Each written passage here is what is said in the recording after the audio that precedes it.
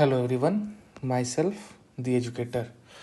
आज के वीडियो में मैं थोड़ा सा पेपर एनालिसिस पर बात करूँगा, खासकर मैथ्स का, क्योंकि मेरा मैथ्स बैकग्राउंड है तो पेपर एनालिसिस करना ज़्यादा आसान होगा मेरे लिए। तो आज का पेपर में हम डिस्ट्रीब्यूशन करेंगे कि क्या एक्चुअली सिलेबस है और कैसे इसका डिफ्रेंशिएट करना चाहिए, क्योंकि बहुत बच्चों का इशू होता है यही कि पता तो है कि सिलेबस क्या है, ये पता है, बट कैसे पढ़ना है, कौन से टॉपिक को प्रायोरिटी देना है, कौन से टॉपिक को प्रायोरिटी नहीं देना है, ये सबसे बड़ा इशू होता है। तो इस वीडियो में मैं यही कोशिश करूँगा क्लियर करने का कि कौन से सब्जेक्ट को ज़्यादा, कौन से टॉपिक को ज़्यादा प्रीफर करना है और कौन से टॉपिक को आप थोड़ा सा लाइटली लेके भी चल सकते हैं। क्योंकि जब तक आप ये कैलकुलेशन नहीं कीजिएगा, ये आप ब्रेक डाउन नहीं कीजिएगा सिलेबस का, तब तक आपके लिए आसान नहीं होगा। क्योंकि पढ़ने का तो सब बोल देते हैं कि ये सिलेबस है, ये 10 टॉपिक है, आपको पढ़ना है और यहाँ से आपको मार्क्स लेके आना है। बट आपको पता होना चाहिए कि उन 10 में से कितने टॉपिक्स हैं, 5 हैं कि 6 हैं, जहाँ से मेजॉरिटी ऑफ क्वेश्चन आते हैं, जहाँ पे मेजॉरिटी ऑफ मार्क्स आते हैं, और फिर उसको कैसे उसको करना है, कौन सा है जिसको थोड़ा सा लाइटली लेंगे तो भी चलेगा। क्योंकि एट लास्ट मैटर क्या करता है? मार्क्स। आप कैसे भी पढ़ाई करें, एट लास्ट मैटर करता है मार्क्स। बट सबसे अच्छा तरीका होता है पढ़ने का कि आप सब्जेक्ट का डिस्ट्रीब्यूशन करें, आप उसका ब्रेक डाउन करें सब्जेक्ट को, और आप देखें कि कहाँ से मेजॉरिटी ऑफ मार्क क्वेश्चन आ रहे हैं, किस टॉपिक से आ रहे हैं। उस टॉपिक का आपका प्रिपरेशन अच्छा होना चाहिए। कि सपोज़ कीजिए 6 टॉपिक है जहाँ से लगभग 60 मार्क्स का क्वेश्चन आ रहा है, तो आपको ट्राई करना चाहिए कि इस 6 टॉपिक में मेरा इतना अच्छा कमांड हो कि 60 में नहीं तो 50 तो आराम से हम लेके आएँ। तो फिर बाकी जो 20 मार्क्स होगा उसमें आप 10-15 आराम से लेगा, तो आपको ऐसे ही 60 का राउंड हो गया, 2 हो गया, तो 80 क्रॉस आपका कर गया। तो आपको यही कोशिश करना है, खासकर वो बच्चे, ये वीडियो उन बच्चों के लिए है जो इस समय अभी पता उनको नहीं चल रहा है कि कैसे तैयारी करना है, क्या पढ़ना है, क्या नहीं पढ़ना है। तो इसके लिए ये वीडियो है। तो चलिए शुरू करते हैं। तो देखिए, पेपर 1 का बाइफर्केशन करें तो पेपर टोटल सिलेबस आपका 5 टॉपिक में डिस्ट्रीब्यूटेड है। Relation and function, algebra, calculus, उसके बाद से आपका वेक्टर एंड 3D, और लास्ट और ये एक 5 है लीनियर प्रोग्रामिंग, एक है प्रोबेबिलिटी। तो अब इसका डिस्ट्रीब्यूशन देख लीजिए। रिलेशन फंक्शन में आपका क्या है? रिलेशन फंक्शन में आपका एक चैप्टर है रिलेशन फंक्शन, दूसरा इन्वर्स ट्रिग्नोमेट्रिक रेशियो। ये 2 टॉपिक है। आप इसमें अलजेब्रा में आएंगे तो आपका मैट्रिक्स है और डिटर्मिनेंट है, दो टॉपिक है। फिर आप आएंगे कैलकुलस में, तो कैलकुलस थोड़ा सा बल्कि है, इसमें कंटिन्यूटी एंड डिफरेंशियबिलिटी है, एप्लीकेशन और डेरिवेटिव्स है। फिर आप पेपर 2 में आएंगे इसी का, तो इंटीग्रल है, एप्लीकेशन ऑफ इंटीग्रल है, और सबसे इंपॉर्टेंट डिफरेंशियल इक्वेशन है। कैलकुलस सबसे बल्कि टॉपिक है इसमें, ये तो कहना पड़ेगा। फिर आप आइए वेक्टर्स और 3D में, तो एक वेक्टर अलजेब्रा है और 3 डायमेंशनल ज्योमेट्री है, और लास्ट में 2 बचते हैं, लीनियर प्रोग्रामिंग जो कि थोड़ा सा ईजी होता है, और प्रोबेबिलिटी, वो भी उतना कुछ वो हैवी टॉपिक नहीं है। तो इसका डिस्ट्रीब्यूशन कैसे है मार्क्स वाइज? तो मार्क्स वाइज डिस्ट्रीब्यूशन इसका ऐसे है कि रिलेशन और फंक्शन से आपका 8 मार्क्स का क्वेश्चन आता है, अलजेब्रा से आपका 10 मार्क्स का क्वेश्चन आता है पेपर में, कैलकुलस से आपका 35 मार्क्स का क्वेश्चन आता है, वेक्टर एंड 3D से आपका 14 मार्क्स का क्वेश्चन आता है, लीनियर प्रोग्रेशन से 5 और प्रोबेबिलिटी से 8। तो इसको अगर हम गौर से देखेंगे तो अलजेब्रा, कैलकुलस और वेक्टर एंड 3D से आपका अप्रॉक्स 59 मार्क्स का क्वेश्चन आता है, जो कि आराम से लगभग 80% ऑफ पेपर है। तो अगर आप इन टॉपिक्स पे ज़्यादा ध्यान दीजिएगा तो ही आपका स्कोर आएगा। अगर आप सोचिए कि नहीं, ये 3 टॉपिक हम छोड़ के आगे बढ़े, बाकी पे अपना कमांड करते हैं, तो कितना लेके आइएगा? बाकी कितना बचे? 21 मार्क्स बचे, आप 21 में लाइएगा, और यहाँ पे आपका 59 में अगर 30 भी नहीं आ रहा तो 30 20 51 ही हुआ। स्कूल से आपको 20 में 20 चले मिल गया, तो कितना क्रॉस कर रहे हैं आप? 70 क्रॉस कर रहे हैं। यहाँ पे ये 3 सब्जेक्ट ऐसा है जहाँ पे आपको अगर 60 मान लें इसको, तो 60 में आपको 50 लाना ही लाना है, 50 से ज़्यादा लाना है, तभी आप मैथ्स में 90 क्रॉस कर पाइएगा। वरना किसी भी कीमत में आपका जो एम है मैथ में 90 क्रॉस करने का, वो नहीं हो पाएगा। तो आपका सबसे पहला प्रायोरिटी होना चाहिए कि मैं अलजेब्रा, कैलकुलस या वेक्टर एंड 3D को इतने अच्छे तरीके से पढ़ लूँ कि इधर से जो भी क्वेश्चन आएगा मेरा हो जाएगा। और रहा बात ये, तो आपका बीच बीच में linear programming, probability and relation function भी आप कर सकते हैं। तो इसका मेरे ख्याल से जो शेड्यूल मेरे हिसाब से लगता है कि आपको अलजेब्रा, कैलकुलस, वेक्टर आपको मिड दिसंबर या दिसंबर लास्ट तक रिवाइज करके पूरा कंप्लीट कर देना है। आपको हर क्वेश्चन सॉल्व करना है। हर क्वेश्चन सॉल्व करने के बाद आपको कॉन्सेप्ट क्लियर होना चाहिए हर टॉपिक का, तभी जाके आपका इन 3 सब्जेक्ट में कमांड आएगा। खासकर कैलकुलस। कैलकुलस एक ऐसा सब्जेक्ट है कि जब तक आपका इसमें प्रैक्टिस नहीं रहेगा तब तक आप वहाँ पे एग्ज़ाम के प्रेशर में क्वेश्चन क्लिक नहीं कर पाइएगा। आपका इसमें प्रैक्टिस बहुत मांगता है, तो इसका आप प्रेफरेंस ऐसे रख सकते हैं कि पहले कैलकुलस, लिख देता हूँ मैं कि फर्स्ट नंबर पे कैलकुलस, दूसरे नंबर पे आपका जो अगर वेटेज वाइज देखें तो वेक्टर एंड 3D,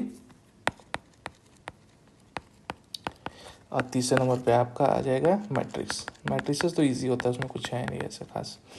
तो ये आपका प्रायोरिटी होना चाहिए, इसको सबसे पहला प्रायोरिटी आपको देना है। ये आपका सबसे पहला प्रायोरिटी होना चाहिए। इसमें आपका अगर 35 मार्क्स का क्वेश्चन आ रहा है तो आपको 30 मार्क्स लाना ही लाना है। इसके लिए आपको बहुत मेहनत करना पड़ेगा, क्योंकि ये सबसे डिफ़िकल्ट टॉपिक है पूरे सिलेबस का। अगर आपका इसमें कमांड है तो वेल एंड गुड, अगर आपका कमांड नहीं है तो दिसंबर लास्ट तक आप रोज़ कैलकुलस कीजिए। कैलकुलस के साथ आप ऐसा डिस्ट्रीब्यूट कीजिए कि कैलकुलस के साथ में कोई एक टॉपिक करो। कैलकुलस आप वेक्टर 3D किया, या तो सबसे अच्छा तरीका है कि कैलकुलस स्टार्ट कीजिए, कैलकुलस के साथ कोई ये जो बाकी 3 टॉपिक हैं वो, जैसे कैलकुलस आज पढ़ा प्लस उसका रिलेशन एंड फंक्शन तो से पढ़ लिया। अगर 2 घंटा इसको दिया तो 1 घंटा इसको दिया रिलेशन एंड फंक्शन। फिर कैलकुलस अगर ट्यूसडे को पढ़ा प्लस अगर रिलेशन एंड फंक्शन खत्म ही करना तो रिलेशन फंक्शन। फिर calculus plus relation and function. फिर calculus plus relation and function. Relation function जहाँ खत्म हुआ कैलकुलस प्लस नेक्स्ट सब्जेक्ट, फिर कैलकुलस प्लस नेक्स्ट सब्जेक्ट। ऐसे आपको ट्रीट करना है। जहाँ आपको लगा कि कैलकुलस खत्म, फिर नेक्स्ट का ये वेक्टर एंड 3D फिर से रिपीट कीजिए आप। रिलेशन अगर जो वो 3 टॉपिक से नहीं खत्म हुआ है तो आप वो करिए, अगर खत्म होगा तो फिर रिलेशन एंड फंक्शन। तो ऐसे आपको 2 या 2.5 प्लस 1.5 या 3 प्लस 1 का डिस्ट्रीब्यूशन आपको देना ही है।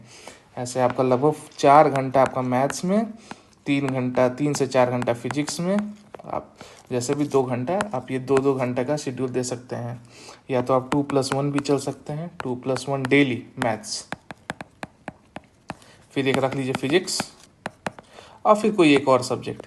तो जैसे मंडे को हम मैथ्स किए प्लस फिजिक्स किए, ट्यूसडे को भी मैथ्स किए प्लस फिजिक्स किए, फिर वेडनेसडे को मैथ्स किए प्लस केमिस्ट्री किए। जो भी आपका, अगर मैथ स्ट्रांग है तो मैथ को आप 2 दिन रख के फिर स्किप कर सकते हैं। जो आपका सबसे डिफिकल्ट आपको लगता है, जैसे केमिस्ट्री लगता है, तो केमिस्ट्री आप कोशिश कीजिए कि रेगुलर उसको करें, प्लस 2-2 दिन का टाइम इंटरवल लेके चलिए कि 2 दिन मैथ किया, 2 दिन फिजिक्स किया, 2 दिन केमिस्ट्री किया। एक सिंपल सा शेड्यूल बनाते हैं, जैसे कि मान लीजिए मंडे है, Tuesday, Wednesday, Thursday, Friday, Saturday, Sunday. हमको सबसे टफ केमिस्ट्री लगता था, तो हम क्या करते थे कि chemistry plus maths plus other, chemistry plus maths plus other, chemistry plus physics plus other, chemistry plus physics plus other. फिर अगर आपको केमिस्ट्री से बोर हो गया तो maths plus physics plus other, और फिर एक आप बीच में कोई और सब्जेक्ट, अगर आपका कोई और सब्जेक्ट पढ़ने का मन है तो वो कीजिए, वरना फिर यही कंटिन्यू कीजिए, केमिस्ट्री कीजिए, मैथ्स कीजिए, जो भी आपका टाइम टेबल है। तो मेरे कहने का मतलब है कि जो आपका सबसे डिफिकल्ट सब्जेक्ट है उसको रेगुलर बेसिस पर रखिए। सब्जेक्ट वाइज जो डिफ़िकल्ट है उसको रेगुलर रखिए, सब्जेक्ट में जो टॉपिक डिफ़िकल्ट है उसको रेगुलर रखिए। ये शेड्यूल आप लेके चलिएगा तो 100% आपका दिसंबर या जनवरी मिड तक आपका सारा सिलेबस कंप्लीट हो जाएगा विथ कंसेप्ट। कोई इशू नहीं होगा इसमें, कोई भी इशू नहीं आएगा अगर आप ऐसा शेड्यूल लेके चलेंगे।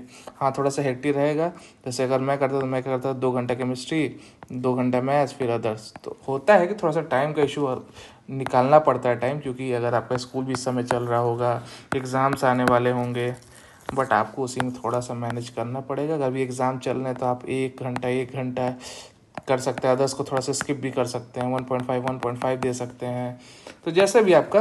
बट मेरा मानना है कि ये शेड्यूल सबसे बेस्ट रहेगा आपके लिए अगर आप फॉलो करेंगे। क्या है शेड्यूल? जो सबसे डिफिकल्ट सब्जेक्ट है डिफ़िकल्ट सब्जेक्ट है उसको रेगुलर, डिफ़िकल्ट सब्जेक्ट रेगुलर, और सब्जेक्ट में डिफ़िकल्ट टॉपिक रेगुलर, ये शेड्यूल फॉलो कीजिएगा।